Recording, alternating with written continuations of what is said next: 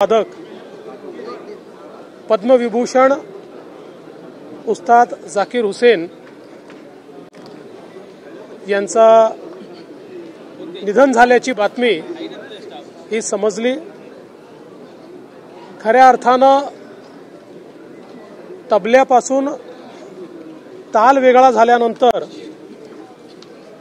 जी पोकळी निर्माण होईल तशाच प्रकारची पोकळी ही त्यांच्या जाण्याने निर्माण झाली आहे। तबला वादनाला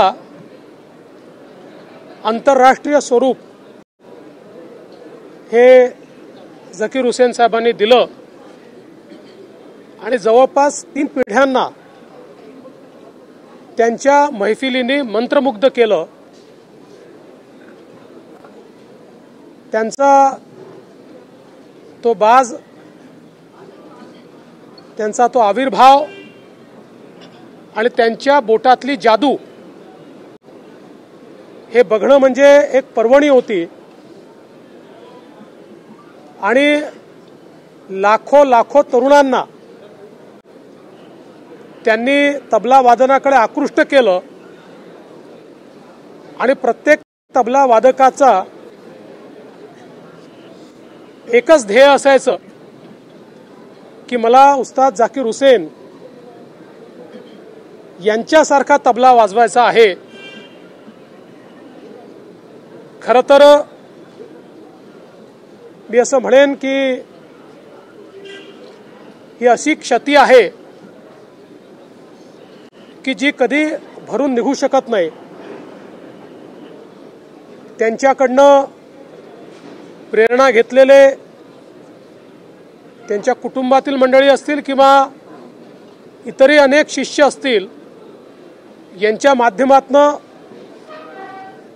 त्यांचं तबला वादनाची पद्धती ही चिरकाल जिवंत राहील। पण आता मैफिलीमध्ये ते दिसणार नाहीत ही खंत मात्र प्रत्येक भारतीयाच्या मनात असेल। मी त्यांना मनापासनं श्रद्धांजली अर्पण करतो आणि त्यांच्या कुटुंबाच्या दुःखामध्ये आम्ही सर्व सामील आहोत एवढंच या प्रसंगी बोलतो। सर, काल तुम्ही विरोधी पक्षाला आवाहन केलेलं होतं की माध्यमांमध्ये नव्हे तर विधिमंडळात येऊन चर्चा करावी।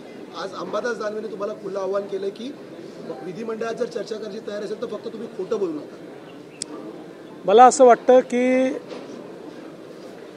या ठिकाणी अंबादास दानवे असतील किंवा विरोधी पक्षाच्या इतरही सदस्यांना माझं अतिशय प्रांजळपणे आव्हान आहे की त्यांनी पाहिजे ती चर्चा करावी।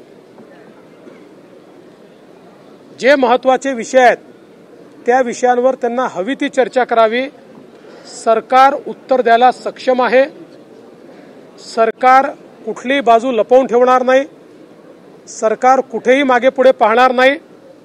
मात्र विरोधकांनी केवळ राजकारण करायचं ठरवलं तर मग राजकीयच उत्तर मिळेल।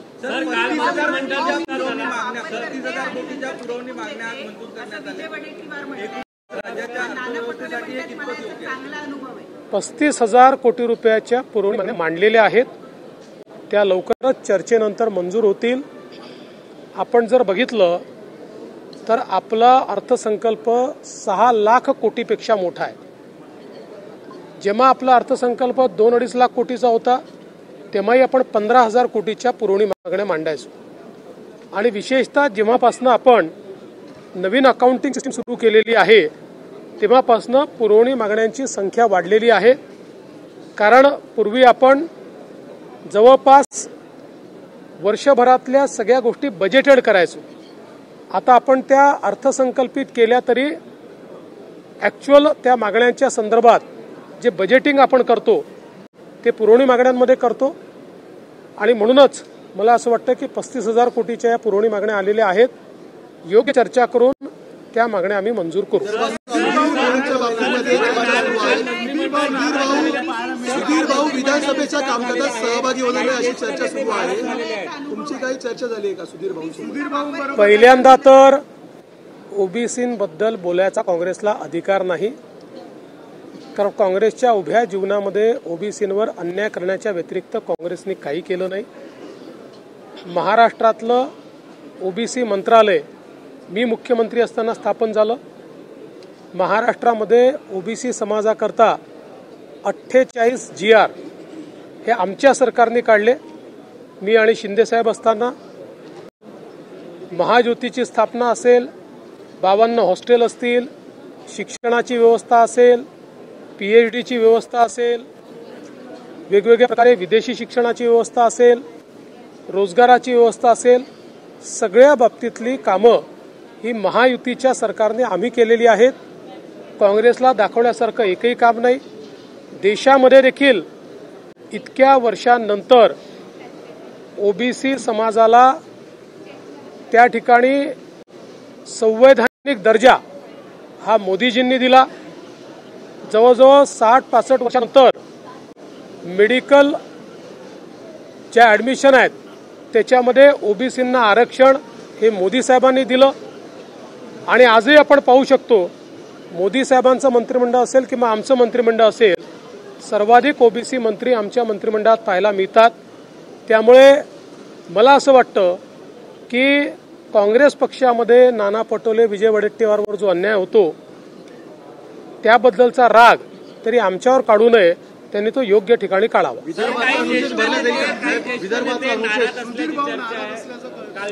माझी सुधीर भाऊंशी नीट चर्चा झालेली आहे. सुधीर भाऊ आमचे ज्येष्ठ नेते आहेत आणि जसं मी सांगितलं की पक्षाने काही लोकांना मंत्रिमंडळात न घेण्याच्या पाठीमागे त्यांना काही विशिष्ट जबाबदारी देण्याचा मानस तयार केलेला आहे. शेवटी पक्ष आणि सरकार या दोन्ही गोष्टी आपल्याला चालवायच्या असतात. त्यामुळे काही वेळी सरकारमध्ये काम करणारे पक्षात काम करतात, काही पक्षात काम करणारे सरकारमध्ये काम करतात. सुधीरभाऊ अतिशय अनुभवी नेते आहेत, महाराष्ट्राचे आमचे अध्यक्ष राहिलेले आहेत. त्यामुळे आमच्या केंद्रीय पक्षाने त्यांच्याबद्दल काही विचार करूनच त्यांना मंत्रिमंडळात घेतलेलं नाही. जितेंद्र आव्हाड यांनी म्हटलं जापानमध्ये ईव्हीएम बंद झालाय. विरोधकांनी जितेंद्र आव्हाड यांनी म्हटलं जापानमध्ये ईव्हीएम बंद झालाय. मग आपल्या इथे का नाही? जितेंद्र आव्हाड मनात येईल ते बोलतात. त्यांना कुठला पुरावाही लागत नाही, त्यांना आगाही लागत नाही आणि पिछाही लागत नाही. त्याच्यामुळे अशा प्रकारच्या प्रश्नांना मला उत्तर विचारू नका. त्यांच्यासारखे बोलणारे काही लोक आहेत, मी तुम्हाला नावं सांगेन, त्यांना उत्तर विचार. आज ये बहुत ही दुख की बात है. पद्म विभूषण जाकिर हुसैन जी, इनका आज दुखद निधन हुआ है. तबले से अगर ताल दूर कर दी जाए तो जिस प्रकार की अवस्था होगी उसी प्रकार की अवस्था आज हमारे संगीत के क्षेत्र में तैयार हुई है. जाकिर हुसैन जी ने 3 पीढ़ियों को अपने महफिलों के माध्यम से संगीत से जोड़ा, उन्हें रिझाया, उन्हें एक प्रकार से मंत्रमुग्ध किया और तबले की दुनिया में जो भी तबला वादक होता है उसका एक ही लक्ष्य होता है कि मैं जाकिर हुसैन जी जैसा तबला बजा पाऊं, उनके जैसा तबला वादक बनूं. इस प्रकार की एक प्रतिमा उन्होंने तैयार की. हमारे तबले को एक वैश्विक स्वरूप जाकिर हुसैन जी ने दिया और मैं ऐसा मानता हूं कि उनके जाने से जो क्षति तैयार हुई है वो तो पूरी नहीं हो सकती, लेकिन उन्होंने इतने लोग तैयार किए हैं कि जो लोग उनकी विधा को और हमारे संगीत को ऐसे ही आगे बढ़ाते रहेंगे.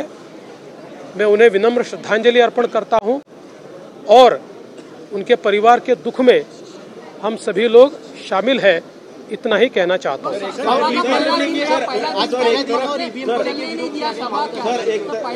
देखिए, जब भी कांग्रेस पार्टी हारती है तो आत्मचिंतन करने की जगह किसी और चीज पर ठिकरा फोड़ती है. जब तक वो आत्मचिंतन नहीं करेंगे तब तक वो ऐसे ही हारते रहेंगे. उमर अब्दुल्ला कह रहे हैं कि ईवीएम पर ठिकरा फोड़ना ठीक नहीं है. वो इंडिया अलायंस के नेता है, सीएम है जम्मू कश्मीर के, और उनके नेता यहाँ पर ईवीएम पर आंदोलन कर रहे हैं. देखिए, चूंकि सब लोगों ने चुनाव करीब से देखा है, अगर ईवीएम का कोई मसला होता तो उमर अब्दुल्ला मुख्यमंत्री नहीं होते, लेकिन वो मुख्यमंत्री बने। वो जानते हैं कि ईवीएम का कोई मसला है ही नहीं। कर्नाटक में सरकार आती है तो ईवीएम का मसला नहीं है, झारखंड में सरकार आती है तो ईवीएम का मसला नहीं है, महाराष्ट्र में सरकार आती है तो ईवीएम का मसला तैयार होता है। मुझे लगता है ये निरी मूर्खता है, इससे ज्यादा कुछ नहीं है।